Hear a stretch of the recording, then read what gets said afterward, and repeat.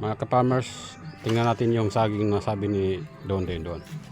Sabi niya matanda na masyado. Sige, punta natin.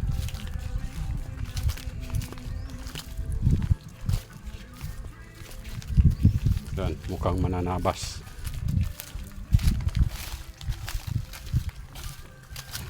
Yan, yan yung mga niyog natin dito.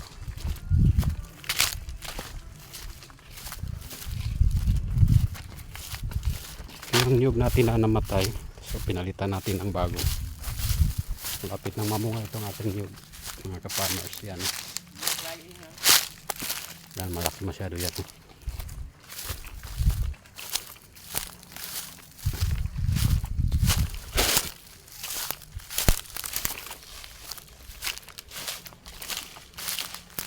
Kung nakita yung saging dito sa nasabi nitong ito mga yung laki-laki yan kita nyo guys, pera yan, pera na nakasabit, pera yan sa taas, malaki. Pero kung kukunin natin, paano natin madala sa bahay? Nakakuha na tayo. Baka pwede pa ito pang next week. Reserve na natin. May mga bata doon, nanguha ng mangga. Andun, maakyat. Yan. Sige lang, dito lang muna. Ang laki-laki mga ka-farmers. Yan, yan. Laki ng bulig. Yan. So, hindi ko ito nakita. Sige. Next week na lang natin yan. Kunin. Natangguban na lo, nanginawak. Hindi nga mapansin.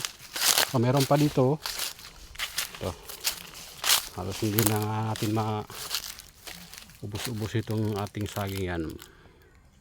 Yan. Sobrang magulang na. Yan. Yung itinanim natin na pipino hindi na tumubo dito.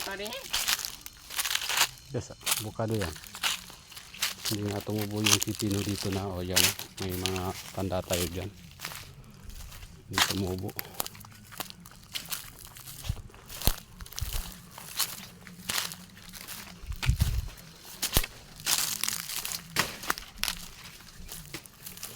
Mainit dito.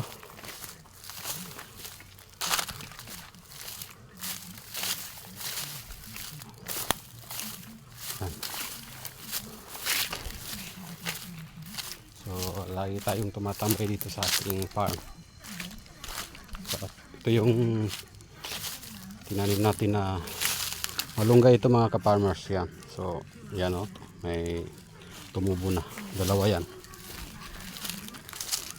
Yun yung tanglad. Meron tayong mga ubi dyan. Yan. Yan yung mga kahoy natin. Yan, kahoy. Every time na umuwi tayo, dumadala tayo ng isang piraso. Isang bulig.